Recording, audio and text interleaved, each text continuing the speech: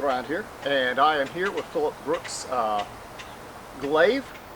This is a beautiful glaive. It has a real ash handle. It's forged from high quality steel, and it even has a fork going forward on it. A lot of people might say that this is a goose arm or giz arm glaive when they first see it, and that's because it has something on it other than just a blade on the end of an ash pole.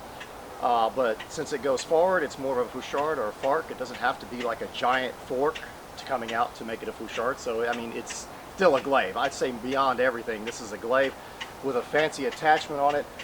So when you're in single combat, you can actually take this glaive, which is extremely long here, trying not to hit y'all out of the camera, and use it to fence. Basically, you can use this to catch other poles and blades, move them out of the way, while like your buddy next to you could finish the man off, or even gain advantage by pushing their pole down and then releasing it to cut up if it was single combat. So it's a great glaive. I love it. I love the design. It's razor sharp. I think we're going to have no problems today cutting with it. But one of the things that Philip Brooks from Backwoodsbrooks Forge or Armory, or what he calls it exactly, I think Backwoodsbrooks Forge. We'll go ahead and put links down below if y'all are interested in this. You can get it for around $300 if you have him craft one for you, probably to your specifications. If you wanted the hook to go backwards or just have one with a little piece that protrudes up, whatever you like. I'm sure he can make different designs and models for you if you like. He's got a nice peened pin through the actual socket, and the socket is on here more solid and secure than I've seen on a lot of poles. The ash pole he actually made in a lathe, a makeshift lathe, and all the grain is going one direction. I'm quite fond of ash, so I love this pole. It's awesome. It's got lots of flexibility. It's very strong. It's not going to break on us. But one of the things we talked about on testing it was would it do what the Claymore did. The famous Claymore video I've got out. It's been out for a very long time and has lots of views. Thank you all for watching that video. I had two heads and I set them further apart than this. So in that video, when I cut with the actual Claymore, I had to cut kind of short to make sure I hit this head and then reach out to hit the other head. So some people say stuff about the way I cut in that one. It was to make sure I could hit the other head and get the cut through if plausible. We didn't make it through the other head though. We made it into the other head and through the cap of the skull here. So today we've got our EVAR head set up because as a request from him, seeing if this has the power to do it, and I believe it's very plausible.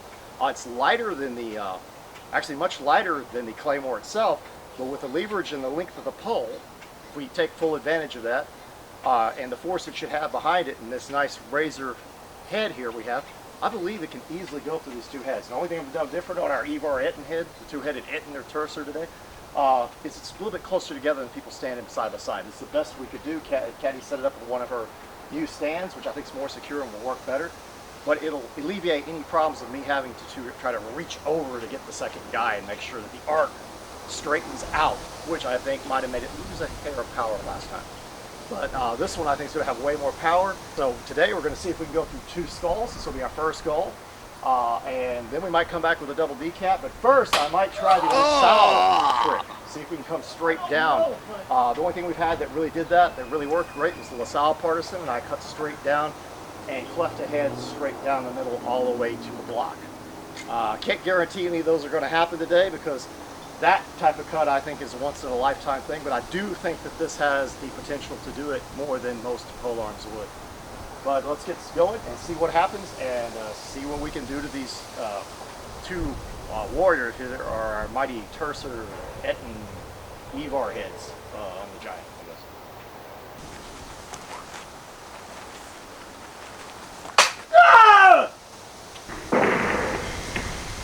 Okay, I cut a bit low. And a little bit forward. And a little bit forward. We actually made it through both heads. I am impressed here. And we drew blood from this one, so that was not where I was aiming for. But if you look at the potential here, we went clean through the, and into the skull, and clean through this one and out the other side. So we made it through both of them. Let's go ahead and try that again, while they're still available to cut. Before they melt in the heat? Oh, yeah. Or before you do?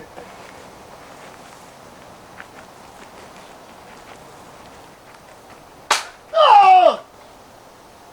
Definitely more damaging because we made it all the way to the spine than we did with the claymore. The claymore did not make it that deep into the other head, so I am extremely impressed.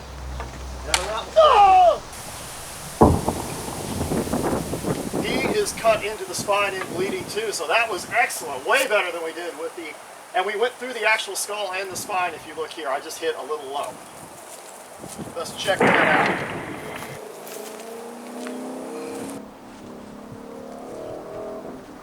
Oop. Ah! Sorry, I got blood on the caddy. Thanks. I didn't really want blood all over the shoes. But what happened is we went in, the amount of stuff it had to cut through, the actual skull, the spine, and the jaw made it angle down. So then it cut through this jaw, which we actually cut into the jaw and through, and into the neck, the actual spine. So, wow. Try the LaSalle Partisan chop on the second. Oh, you just want to see the LaSalle trick? Let's see if that works. We'll just go with the LaSalle first and see what it does over here. I'll do the famous LaSalle.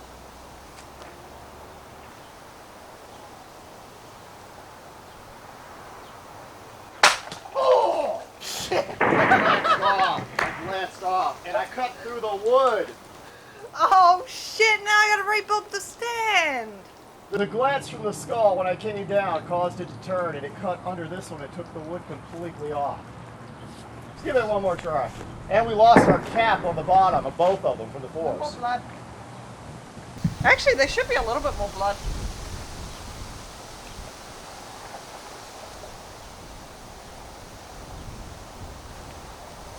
You were determined to kill it.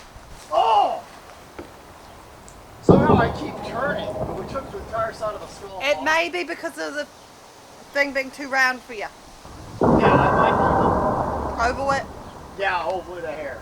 Go ahead and go with the double decap real quick. Oh! And I would say that was excellent. Beautiful decap.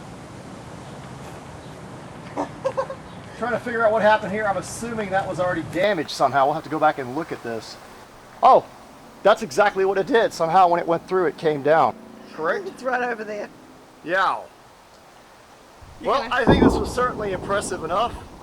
If anybody's interested in any of his work, be sure and get a hold of Philip Brooks. We will come back and do some more cutting with it in the future.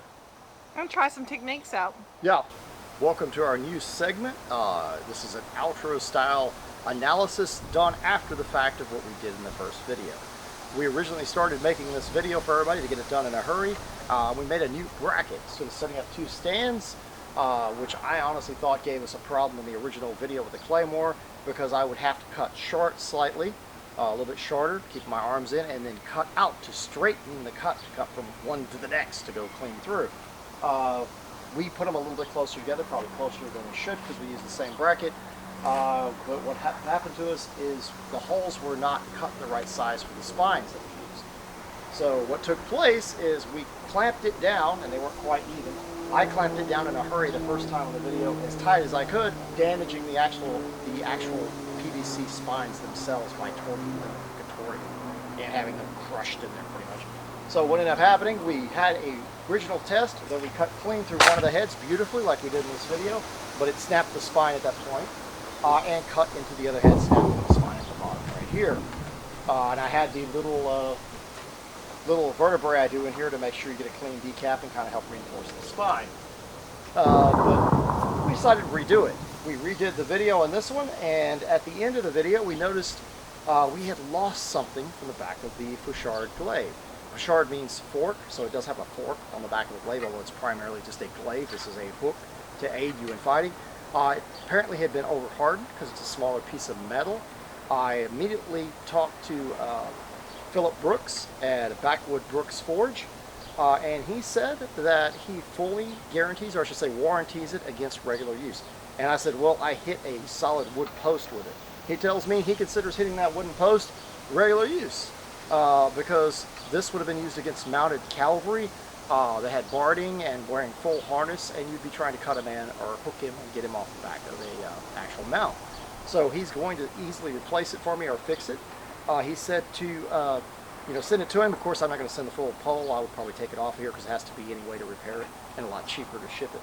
But I'm very impressed with that. That's excellent. The blade, I have not noticed one thing wrong with it. I don't think it's chipped. There's no damage to it in any way, so I think it's perfectly hardened. I think it's just a smaller piece. Probably didn't turn out just right. If you want to click on links below, you can see the whole process of forging the glaive, making the ash pole, and everything. And to bring up the pole, in my defense, I meant to hit directly on the skull itself, like we saw in the Claymore video, and cut through one skull and into the other, maybe possibly through two skulls. But the length of the actual pole causes differentiations in the actual cut, because you have a different length. So since it's so long, it's easier to miss your mark, so to speak. You'd be, instead of being an inch off or so, you might be 2 inches off or more. So we cut right under the bottom. If you watched, we're going to reanalyze that. We cut right under through both jaws, the spine, part of the skull, and into the other head in this video. Excellent.